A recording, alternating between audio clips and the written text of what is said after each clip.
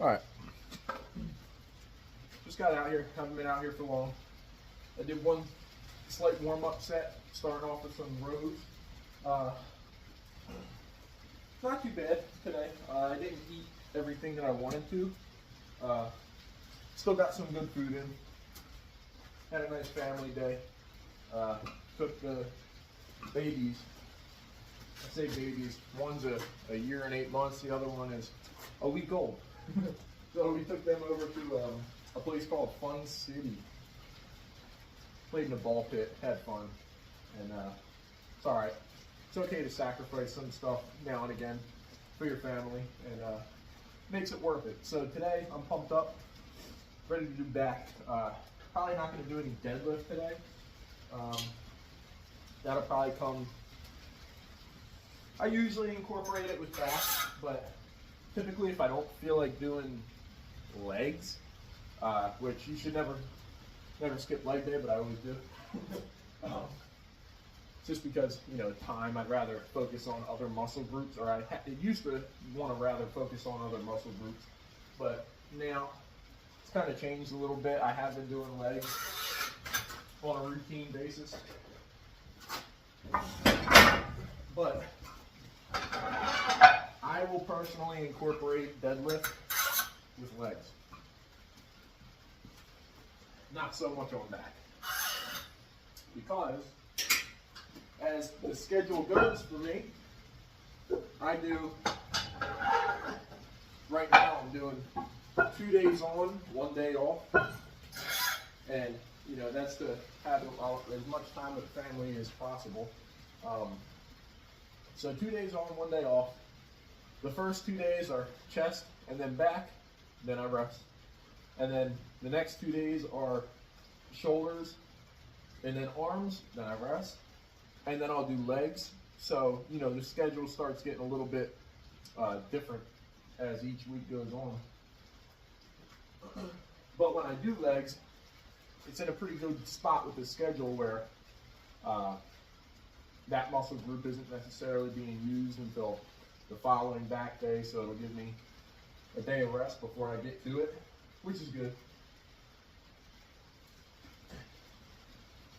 I just feel like deadlift doesn't, it hits my back pretty well, but it doesn't hit it enough to say, all right, I'm going to do this on a back day.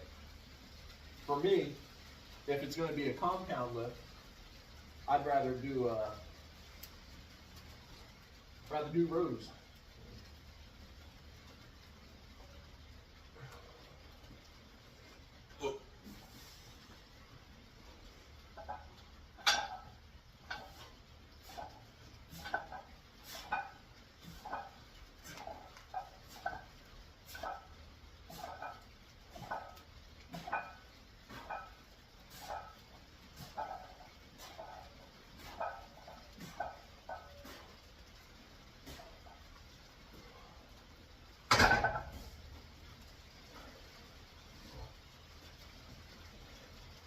Pretty good, pretty good.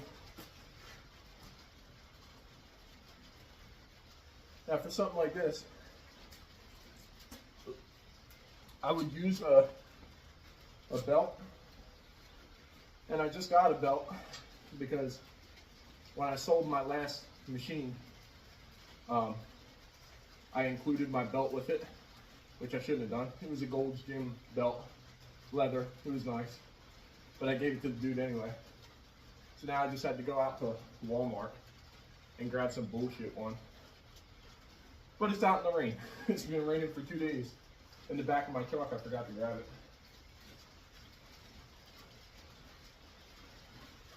All right. So from here, I'll climb up to 315. And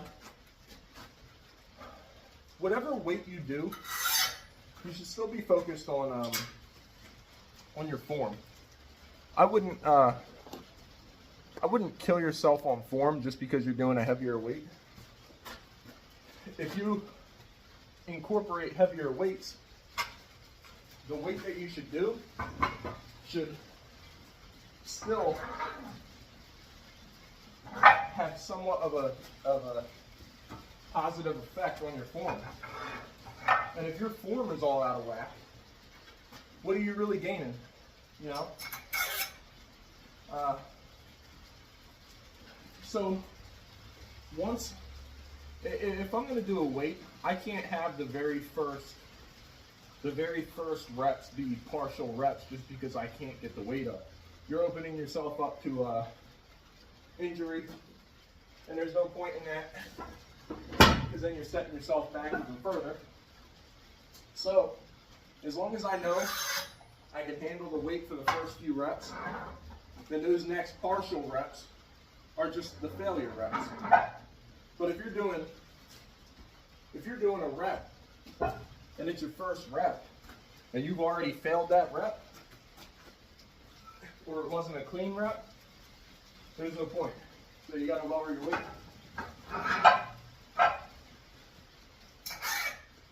So 315 is a comfortable weight. It's obviously heavy, but I still feel like I can get a few decent reps out before I get to those partial reps. So as long as I get them few ones going, I feel like I've activated my muscles, and then the rest of them I can go to failure.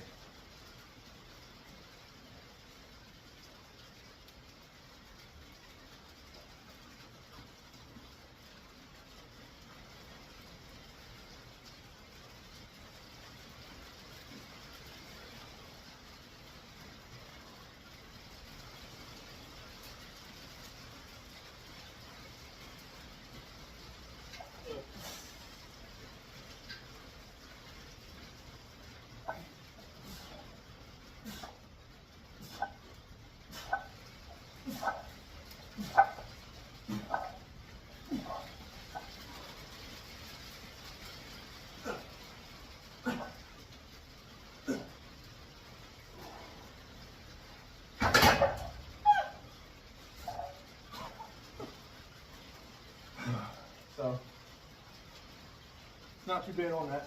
I'll probably go for another set.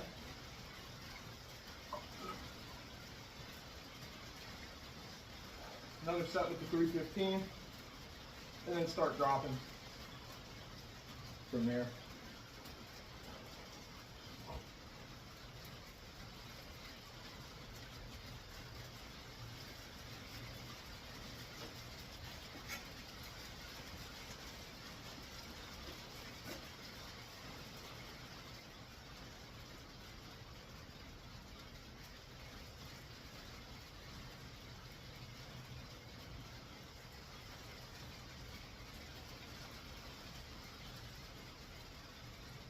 Now again, I do have these grips, but for the most part, I would rather use these on the ropes that I have, which you saw in if you've seen in my recent video, I explained the purpose of what I really use these for.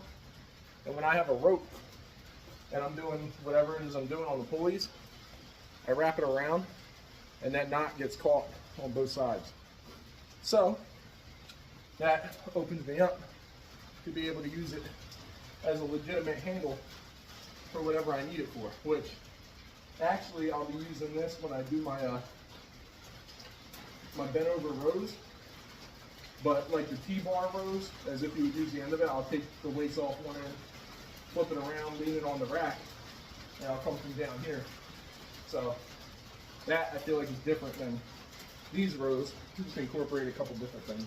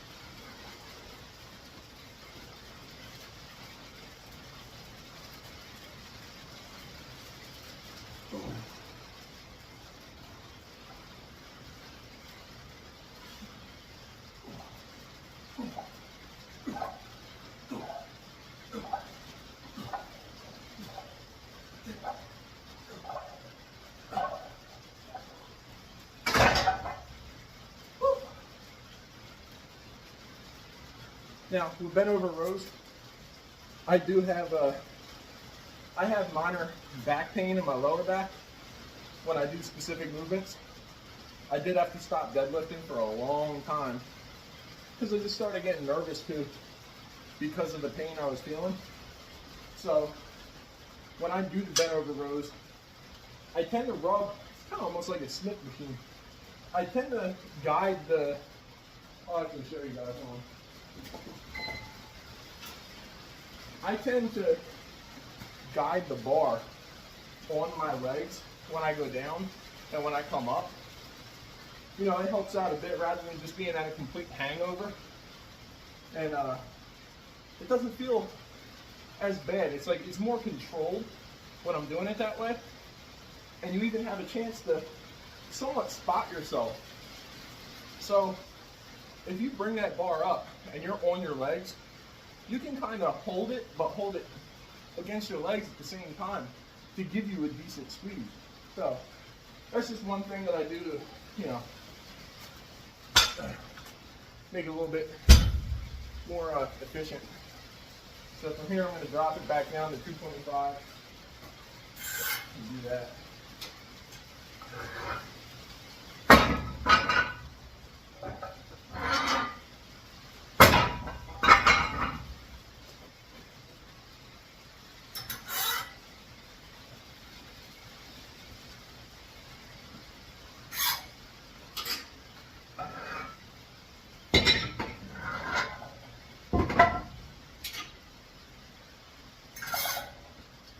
And the same thoughts kind of come into play when I'm doing back and chest.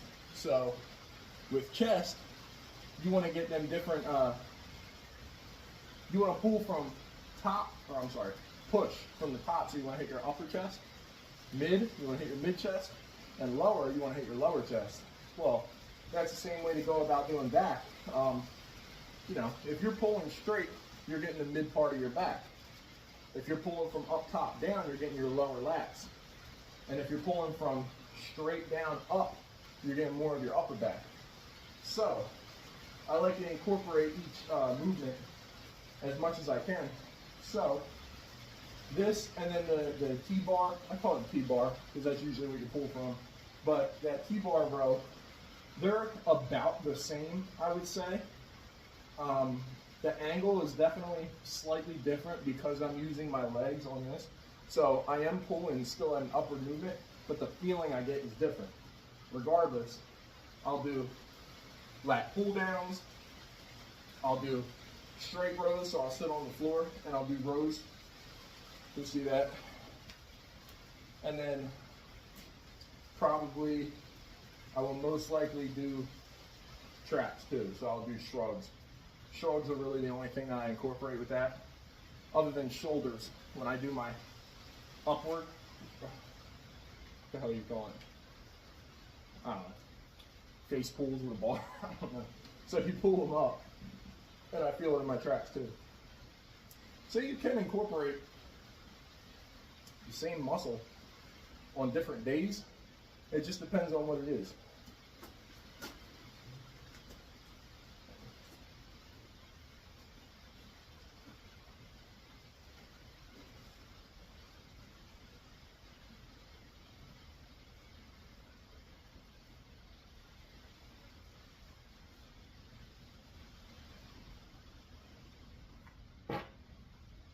You guys see that?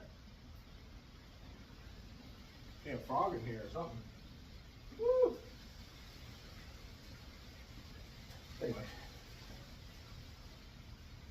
Good thing that frog left before I was doing my set, you know?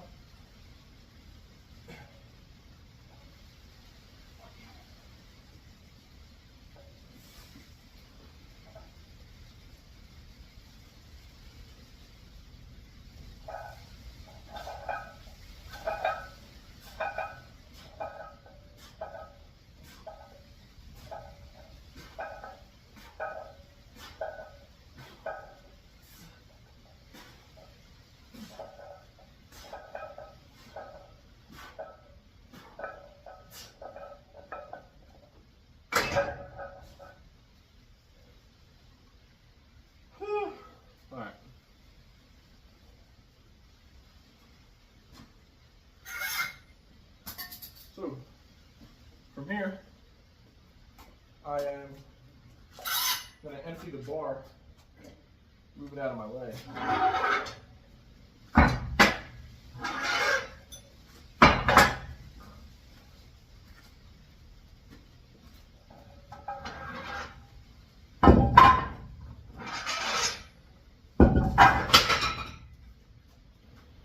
But we are good.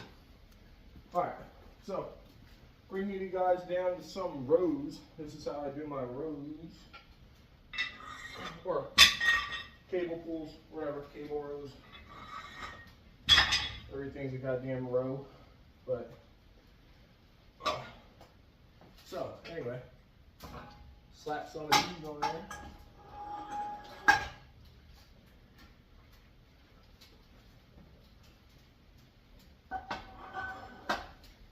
Now, also, when you guys do make your purchase of whatever rack you use, you want to make sure that it's not, you know, some bullshit rack.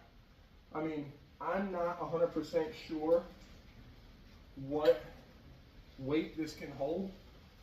Really, down there, the bars are only supposed to hold 1 inch, but I took the ends off the old barbell I had and just kind of slapped them on there so I can hold my bigger plates. This rack is from Northern Lights Fitness Products, and I got it from my old boss. So I wouldn't put it past them that it actually holds the weight. But it's just good to check it out, make sure everything's good before you go, you know, pumping the heaviest weight in the world here. Because it's not commercial by any means, I don't believe, anyway. But, alright, so this is where these handles come into play, and I'm going to use my shorter rope to give me as much distance as I can, as much stretch as I can. So if you guys want to know, again, you know, if you're down on your equipment but you have some rope, you guys could buy like 100 foot of rope and just make these whatever length you want. So this is called a stopper knot, or a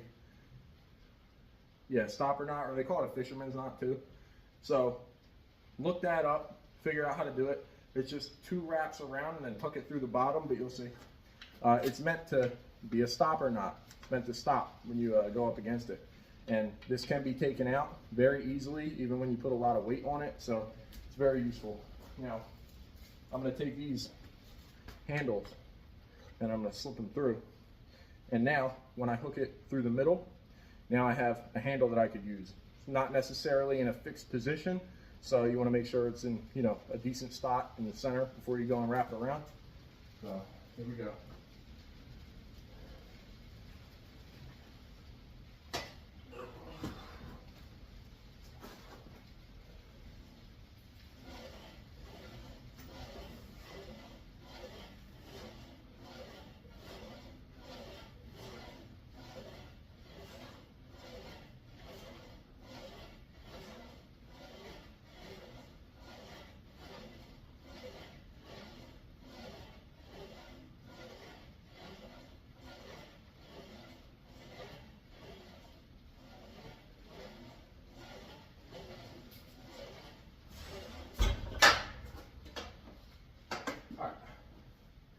Not bad on that, a little bit light.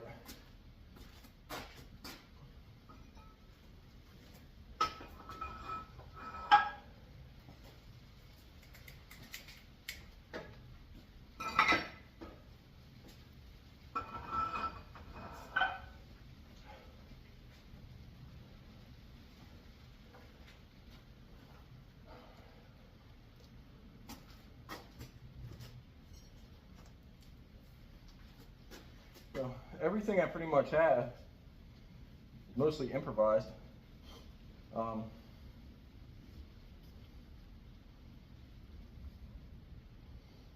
This is going to be my lat pull down. This is what I have. 98-cent strap from Home Depot, a clip that I know will hold the weight, and then an old curl bar that I had. But again, I don't have any 1-inch plates, so no use for it. So I use it for this. Same deal, hook it on, good to go from there.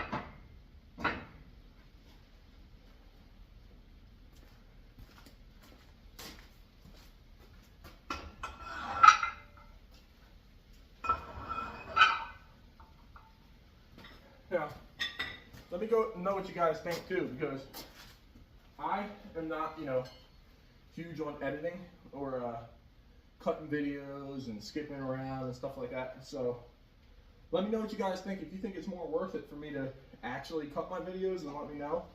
But if you like uncut raw versions, let me know too, and I'll, you know, see what works. Get a little bit heavier here. I will start using my straps. Nothing wrong with using your own grip strength, but when I want to squeeze, I use the wraps.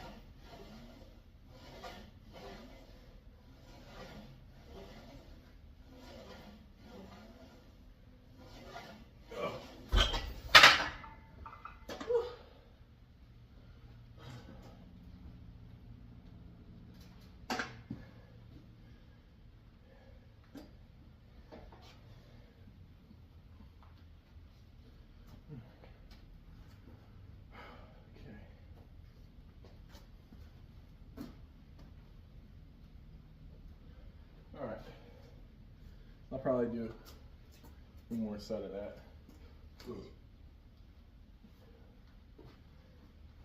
And then you'll see I rig up the old bench on the ratchet strap.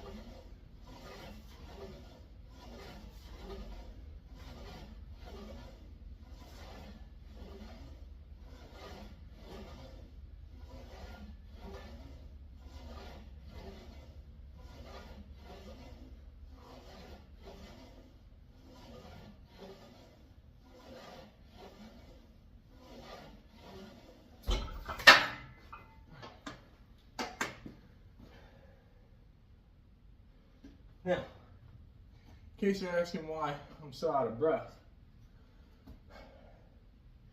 I ate food right before I came out here. A little bit of a late, kind of rushed out here. So I had a banana and an oat bar, kind of grab some easy carbs, smack them in. But honestly, it doesn't work if it's not digested yet. So careful when you time your food, for sure. Probably typically like 30 minutes to an hour before. And it doesn't help, or it doesn't hurt, for me personally, to have like an intro workout type of meal or snack. So for me, I love peanut butter pretzels. So if I do have a container, I'll typically munch on them as I'm working out. And it kind of makes me feel full during my workout. But if I do eat something significant, which a banana and an oat bar doesn't seem significant, but when you're actually pushing heavy, or pushing hard for that matter, catches up to you. So make sure your food's digested first. So I am done with that. So you guys are gonna see how I handle my you guys are gonna see how I handle my lat pull downs. Now, again, as I said before, I do plan to get better equipment, but I'm definitely not afraid to show you guys what it's like to not have all that much. And you may think that getting stuff like getting accessories and stuff like that, it's really not that expensive. I mean, I saw a 4-pack of different handles for like $150, but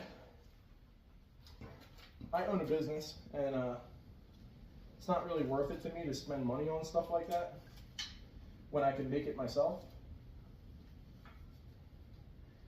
This gets annoying, believe me. It seems stupid, but again, these things are worth it to me personally. So when I am out here doing stuff like this, you may think, oh, why doesn't he just buy a bench or whatever? And I want to, and I will, but the time is not now for that. And I have more important things to worry about.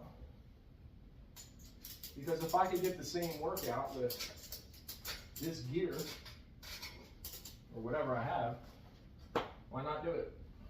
So this is what it is. The ratchet strap keeps me from going up or going forward, and I can still do my lat pull down.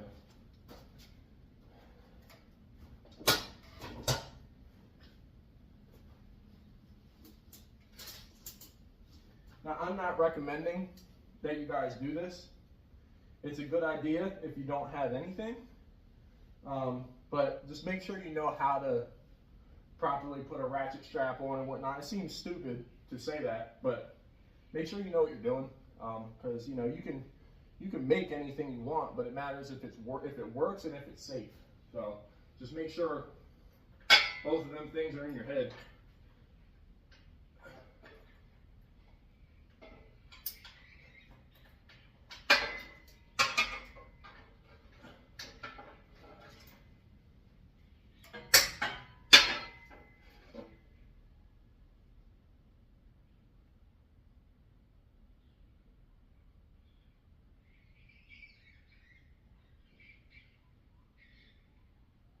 You guys hear that?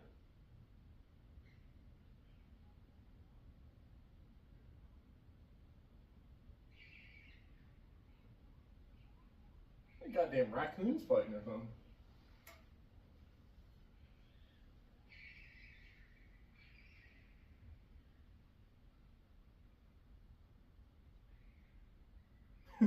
I hope you guys can hear that.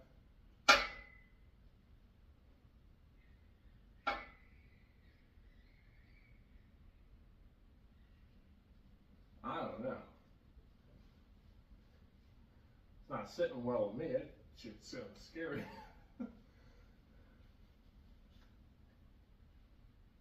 I don't know. Shit. I hope you can hear that. I swear I hope you can hear that. Something getting eaten.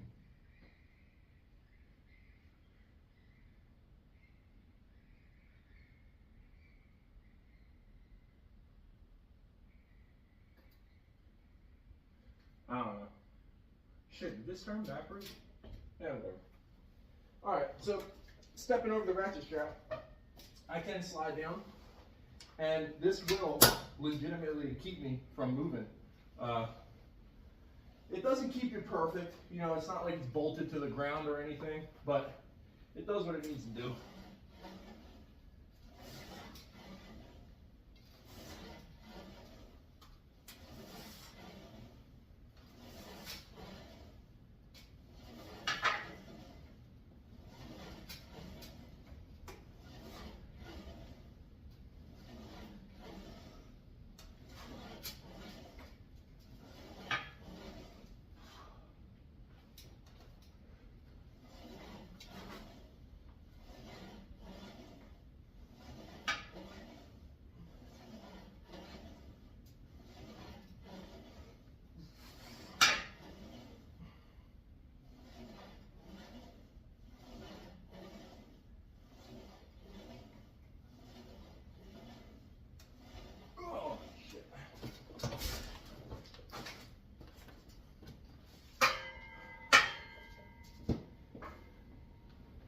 Might not seem the most convenient for a lot of gym goers and stuff like that. And believe me, I was, you know, going to the gym for 4 years straight, maybe. I mean, well, longer than that. But it started to die down, is what I'm saying. But once you get to that gradual change of going from working out in the gym and then moving to your garage, it sucks in the beginning, but once you realize why you're doing it, if you have a reason for it, it's worth it. So you just make it work, and it seems a little crazy, but I have fun with it. So, you know, I think that's all I'm going to do for today, video wise. So I'm going to listen to some music and bust out some more reps here. But in the meantime, that's really it of the improvisation of what I have to do to make this work. And I know you guys probably can't see much on the angle, but it is ratchet strapped down there to each hole on both sides of this rack. So, you know, like I said, make do with what you got, make it work. And we're all men here. We all got to make things work anyway. So keep at it, keep going. Don't lose motivation, no matter what happens, because it'll be worth it in the end. And if you know you put your all into something, it won't matter what anybody says. You know you've done your best.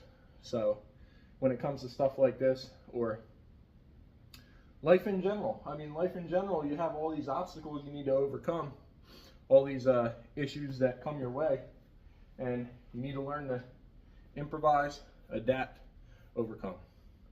And again, it all becomes worth it in the end, especially when you see that end result. So I'm going to keep pushing here, and just know that even off camera, I push 10 times harder because I got music blaring and everything.